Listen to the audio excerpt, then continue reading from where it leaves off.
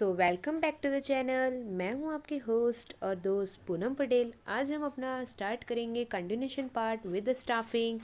जैसे कि in the previous part 1, 2 और 3 में हमने क्या किया है, मैनेजमेंट का मीनिंग, लूथर गुलिक के द्वारा दिया गया शॉर्ट फॉर्म, फिर फंक्शंस ऑफ मैनेजमेंट का बेसिक मीनिंग, कहाँ यूज़ होता है, कहाँ से स्टार्ट कहाँ से एंड, प्लानिंग का meaning, definition, importance, as well as हमने ऑर्गेनाइजिंग का भी मीनिंग और डेफिनेशन और उसका इम्पोर्टेंस कर चुके हैं।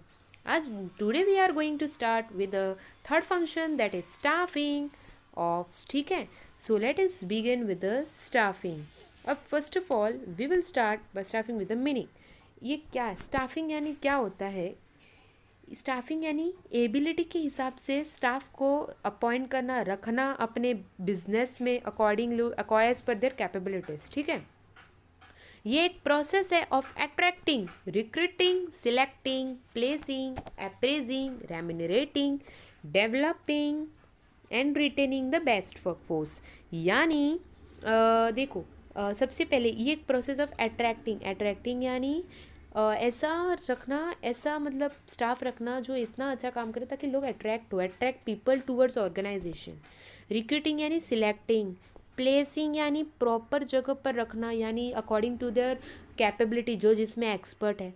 अप्रेजिंग यानी प्रमोशन देना, इफ़ अच्छा काम किया है तो उनको प्रमोशन देना, उन्हें प्रोत्साहित करना, उन्हें मोटिवेशन देना। रेम्यूनरेटिंग यानी सैलरी, वही वेजेस, कॉस्ट देना। डेवलपिंग करना यानी डेवलपिंग स्टाफ रखना, जो डेवलप स्टाफ होते हैं ना वो लोग को रखना, इसको बोलते हैं staffing. Now we are going to done the definition of staffing. अभी इसमें से 3 डेफिनेशन है, आप कोई भी प्रीफर कर सकते हो। मैंने आपको लूथर गुलिक जी के बारे में बताया है।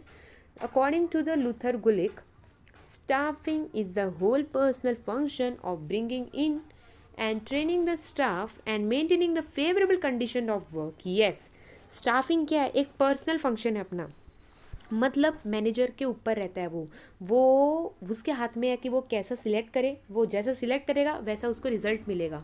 अभी अच्छा सिलेक्शन किया है, बेस्ट इंसान को रखा है अपने बिजनेस में, और वो अगर अच्छा काम कर रहा है, भेदभाव नहीं कर रहा है, मतलब अगर कुछ लॉस नहीं हो रहा है तो अच्छा है। स्टाफिंग एक पर्सनल फंक्शन है जो हम ब्रिंगिंग इन एंड मतलब हम अपॉइंट करते हैं और उसको ट्रेन करते हैं अकॉर्डिंगली, और अच्छा ट्रेन करने के बाद उन लोग स्टाफिंग जो उसको अपॉइंट किया वो अपना बेस्ट देता है, और इस वजह से हमारा कंडीशन ऑफ वर्क भी अच्छा बनता है, फेवरेबल कंडीशंस ऑफ वर्क। ठीक है, इन शॉर्ट स्टाफिंग यानी क्या होता है? स्टाफिंग मतलब appointing the staff and giving the work accordingly as per their ability. और ये एक पर्सनल फंक्शन है जो ब्रिंगिंग इन और उनको ट्रेन किया जाता है, और इस वजह से favourable condition of work maintain होता है। ठीक है, अभी now we are begin with our main important answer, importance of staffing. Yes, very easy, मैं आपको समझाऊंगी। आप अपने वर्ड्स में 3 to 4 लाइन लिख सकते हो। कोई भी रिलेटेड वर्डिंग में डाउट है, you can ask me in the chat box. और पार्ट 1, 2 और 3 देखना ना भूलना फ्रेंड्स, और ताकि ये लिंक है फिर आप ये देखना। ठीक है, फर्स्ट है effective managerial function. Yes, effective managerial function यानी बेस्ट पर्सन को अपॉइंट करना फॉर इफेक्टिव, मतलब अच्छा मैनेजरल फंक्शंस होना चाहिए, इफेक्टिव मैनेजरल फंक्शन होना चाहिए। यानी सबसे पहले आपको तो पता ही है कि स्टाफिंग इम्प्रूव परफॉर्मेंसेस, जैसा हम स्टाफ रखते हैं वैसा हमें परफॉर्मेंस दिखता है। वो staffing build strong relations between the employees and the manager. Like अगर जो है ना other function, planning, organising, controlling, coordinating, वैसे ही स्टाफिंग भी बहुत इम्पॉर्टेंट फंक्शन प्ले करता है। मतलब बेस्ट टीम, अगर हमने बेस्ट टीम रखा है, लाइक अगर हमने अपने ऑर्गेनाइजेशन में जो production, sales, finance, marketing team है, उनमें अच्छे स्टाफ, हायर क्वालिफिकेशन स्टाफ को रखा है, हमने काम पर बेस्ट टीम अपॉइंट किया है, तो it leads to effective managerial functions. Okay, second है leads to effective utilization of resources. मैंने आपको हर पार्ट में कहा है कि ये पॉइंट आप हर फंक्शन में लिखेगा, सेम है। क्या है ये पॉइंट, क्या कहता है, मैं आपको हर बार बताती हूँ। दैट वेस्टेज नहीं करना रिसोर्सेज को, हर रिसोर्सेज को प्रॉपरली यूटिलाइज करना। रिसोर्सेज का वेस्टेज नहीं होगा तो प्रोडक्शन बढ़ेगा, प्रोडक्शन बढ़ेगा तो सेल्स बढ़ेगा, सेल्स बढ़ेगा तो हमारा गोल भी अचीव होगा, ऑर्गेनाइजेशन का भी इफेक्टिव ऑर्गेनाइजेशन होगा। ओके, सो अगर हमने सही स्टाफ को यूज़ किया, लाइक एक एक्सपर्ट है बैंकिंग में, मैंने उसको परचेस डिपार्टमेंट में डाला है, सो क्या वो काम कर पाएगा? नहीं ना। तो ऐसा मैंने अकॉर्डिंग टू द स्टाफ के कैपेबिलिटी के हिसाब से उसको रखा है। हर एक स्टाफ को अकॉर्डिंग टू द अच्छा काम दिया है, उन लोग काम कर रहे हैं अपने मन से दिल लगा कर, तो हमारा ऑफकोर्स इफेक्टिव वर्क होगा ना, हमारा बिजनेस बढ़ेगा कि नहीं बढ़ेगा? ऑफकोर्स। थर्ड है build cordial relationship. Yes, cordial यानी इफेक्टिव रिलेशनशिप बिल्ड करता है। Staffing builds effective relationship. कैसे? पहले से स्टाफिंग हेल्प करता है in building healthy relationship among all level of employees in the organisation. इन ऑर्गेनाइजेशन में इफ़ देयर इज अगर स्मूथ रिलेशंस है बिटवीन ऑल, ठीक है, इफेक्टिव रिलेशनशिप है दो हर एक के बीच में, तो हम अपना गोल को अचीव आराम से कर सकते हैं। अगर कोई भाव ही नहीं दे रहा एक दूसरे को, मतलब ईगो बता रहा है, एटीट्यूड बता रहा है हर एक एम्प्लॉय मैनेजर, तो क्या वो चल पाएगा? नहीं ना। स्मूथ रिलेशन नहीं है सबके बीच में। तो अगर स्मूथ रिलेशनशिप है सब में, तो हम अपना गोल को अचीव कर सकते हैं। फिर है helps in human resources development. Yes, अभी ह्यूमन रिसोर्सेज डेवलपमेंट हेल्प कैसे करता है? तो जो स्किल्ड वर्कर्स होते हैं, मैंने आपको कहा कि बिजनेस के लिए सबसे पहले तो जो स्टाफिंग होते हैं, वर्कर्स होते हैं, वो बहुत इंपॉर्टेंट असेट्स होते हैं। Skilled workers are the asset of the business organisation, क्योंकि वो ही सब हेल्प करते हैं, वो ही बिज़नेस को आगे बढ़ा के लेके जाते हैं। वो लोग बिज़नेस के लिए असेट होते हैं, वो नहीं तो बिज़नेस कुछ नहीं, ठीक है। It trains and develop the work force. By this there should be smooth functioning in the organisation friends. समझे? ये train in it develop the work force, help human resources development, यानी एचआर जो HR होता है ना, human resources, वो select करता है बेस्ट पर्सन को। अगर बेस्ट सिलेक्ट पर्सन को सिलेक्ट किया है और वो अगर स्मूथ फंक्शनिंग चल रहा है, तो हमारा गोल भी अचीव आराम से हो सकता है। फिर है helps in effective use of technology and other resources.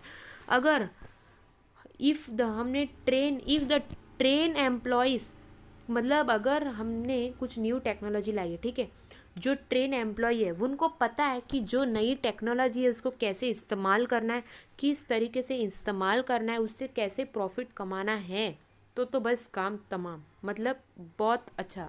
यानी if the train employees know the use of latest technology and other resources in best way and efficient manner, तो वो ही हमें बिजनेस को हेल्प करती है in improving the standards of work.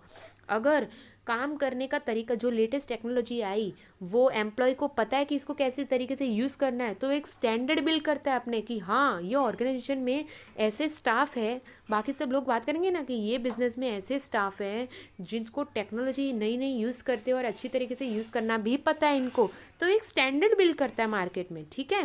Helps in effective use of technology and other resources. फिर है improves efficiency. Yes, क्या? It improve efficiency by giving the proper, मतलब कैसे इम्प्रूव करता है? तो देखो, हम जो भी स्टाफ है उनको अगर हम प्रॉपर ट्रेनिंग दे रहे हैं, मतलब उनको मोटिवेशन कर रहे हैं, उनको डेवलपमेंट कर रहे हैं उनका to the employ, it can improve the employees efficiency. अगर जो मैनेजर है वो अपने एम्प्लॉय पर ध्यान ही नहीं दे रहा है, बस काम करके छोड़ दिया और वो लोग बेचारे काम करें, तो ऐसा नहीं, उनसे कन्वर्जेशन करना, उनके साथ रहना, फिर उन्हें हेल्प करना, उन्हें मोटिवेट करना, उनको बताना कि हाँ भाई ये ऐसा हो सकता है, आप अपना व्यू बताओ, उन्हें ऐसा कन्वर्जेशन फेस टू फेस, तो ऐसा ट्रेन उन्हें और न्यू एक्सप्लोर करवाना चीज़ें और आइडियाज़ देना, ट्रेनिंग देना, डेवलपिंग, तो इसकी वजह से जो एफिशिएंसी है ना, वो भी बिल्ड होती है एम्प्लॉय की, और वो एम्प्लॉय की एफिशिएंसी बिल्ड हो गई तो हमारे ऑर्गेनाइजेशन की भी एफिशिएंसी बिल्ड होती है, क्योंकि अगर वर्कर ही अच्छा काम करेगा तो हमारा ऑर्गेनाइजेशन का ही फ़ायदा होगा ना। फिर है लॉन्ग टर्म इफेक्ट देता है स्टाफिंग जो है, it give long term effect, यानी proper and effective employees leads to the organisation towards the success. जो इफेक्टिव एम्प्लॉयज़ है, जो प्रॉपर एम्प्लॉयज़ है, it leads to the organisation towards the success. ठीक है। Naturally long term effect can be observe as the efficiency of an organization, यानी long term effect जो qualified efficient and skillful workers है वो पहले, जैसे कि मैंने कहा, वो लोग असेट होते हैं ऑर्गेनाइजेशन के। तो प्रॉपर अगर हम सिलेक्ट कर रहे हैं एम्प्लॉय को, वो it leads to the organisation towards the path of the success, and naturally जो लॉन्ग टर्म पॉजिटिव इफेक्ट है वो ऑफकोर्स दिखेगा। हम अगर अच्छे स्टाफ को अपॉइंट कर रहे हैं तो उन लोग लंबे समय तक हमारे साथ काम करेगा और हमारे ऑर्गेनाइजेशन भी इफेक्टिव यूज़ होगा। ठीक है, मतलब एफिशिएंसी आएगी। फिर है essential contribution. Yes, essential contribution क्या होता है? ज़रूरत है कंट्रीब्यूशन करना, यानी selecting the best and the capable employees, मतलब ऐसे एम्प्लॉय को सिलेक्ट करना जो हमें फ्यूचर में भी मदद करे। अभी ऐसा नहीं कि दो तीन दिन काम करके फिर बस जो ईगो बताए, एटीट्यूड बताए, ऐसा नहीं।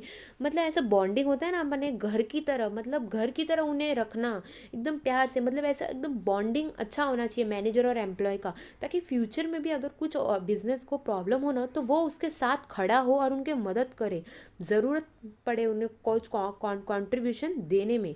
सो फिर selecting best workforce, selecting best and capable employees so that organization can achieve goal challenges easily.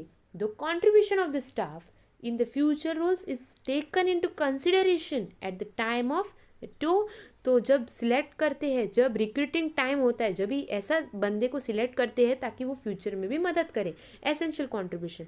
फिर है प्रोवाइड जॉब सेटिस्फैक्शन। यस, मैंने आपको प्लानिंग और ऑर्गेनाइजेशन में भी कहा था। ऑर्गेनाइजेशन में क्या कहा था कि हम सिलेक्ट करते हैं तो वो पर्टिकुलर इंसान मेंटल सेटिस्फाई होता है कि हाँ मेरा ये काम है, मैं फालतू नहीं बैठा हो, तो उसका काम रहता है। वही स्टाफिंग में क्या होता है, अगर मैनेजर ने अपॉइंट तो कर लिया एम्प्लॉय को, उसको बस काम सौंप कर उस पर ध्यान ही नहीं दिया, तो क्या ये वैलिड है? नहीं ना। मतलब इसमें क्या होना चाहिए, उससे टाइम टू टाइम देखना, उसे हेल्प करना, relation face to face conversation होना, एजुकेट रेम्यूनरेशन सैलरी देना, उन्हें अप्रेज करना, अप्रेजिंग यानी प्रमोशन देना, अगर अच्छा काम दिया है उन्हें प्रोत्साहित करना, मोटिवेशन देना। इस वजह से वो जो एम्प्लॉय है वो भी सेटिस्फाई फील करता है कि हाँ, तो वो जॉब छोड़ के नहीं जाएगा, वरना उससे कुछ मिल रहा ही नहीं है, पैसा मिल रहा ही नहीं है, तो वो जॉब छोड़ के ऑफकोर्स जाएगा ही ना।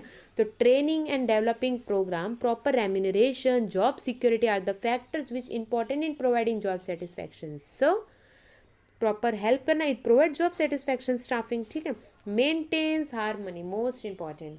ये हारमनी मेंटेन कैसे होती है? अगर हम है ना स्टाफिंग जो एम्प्लॉय है उनके साथ अच्छा बर्ताव कर रहे हैं, गुड रिलेशन रख रहे हैं, ईगो एटीट्यूड नहीं बता रहे, उसको साइड में रखकर अच्छे घर की तरह व्यवहार कर रहे हैं प्यार से, तो मेंटेन्स हारमनी बहुत इंपॉर्टेंट होती है ऑर्गेनाइजेशन के लिए। अगर हारमनी ही नहीं है तो क्या अपन बिजनेस गोल अचीव कर पाएगा? नहीं ना। तो हारमनी यानी peaceful environment, keeping good relationship among the employees बहुत ज़रूरी है। ऑर्गेनाइजेशन को अगर गोल अचीव करना है तो अपने एम्प्लॉय के साथ अच्छे रिलेशन बना के रखने होंगे, क्योंकि लंबे समय तक काम करना होता है उनको उनके साथ। तो maintains harmony means keeping good relations between employees and staffing.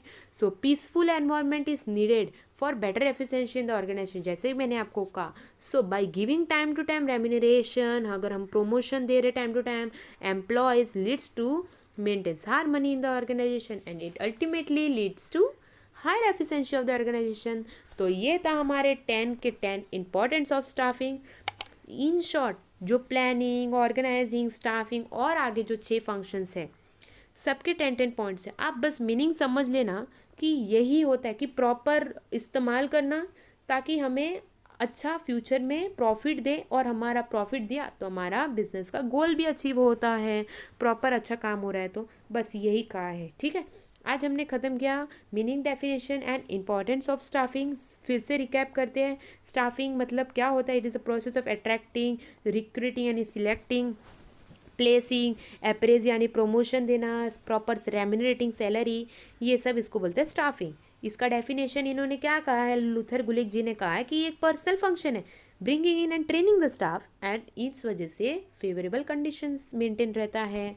ठीक है, ये था हमारा importance. Next video we will cover the directing functions, that is हमारा फोर्थ, प्लानिंग, ऑर्गेनाइजिंग, स्टाफिंग हो गया। अब हम फोर्थ डायरेक्टिंग करेंगे in the next video. Hope आपको समझा होगा स्टाफिंग क्या है, उसका मीनिंग, डेफिनेशन, इम्पोर्टेंस। अगर आपको कुछ रिलेटेड डाउट हो आप मुझे कमेंट में बता सकते हो फ्रेंड्स, और कुछ आपको रिलेटेड गाइडेंस चाहिए आप मुझे बता सकते हो। सो होप आपको समझा होगा। लाइक बटन दबाना ना भूलना फ्रेंड्स, और अपने फ्रेंड्स को भी शेयर कीजिएगा ताकि उनको भी हेल्प मिले। एंड सब्सक्राइब करना ना भूलना फॉर अपकमिंग नोटिफिकेशन बेल दबा देना for upcoming latest videos related to educations. So stay tune, stay happy, stay safe. Thank you all.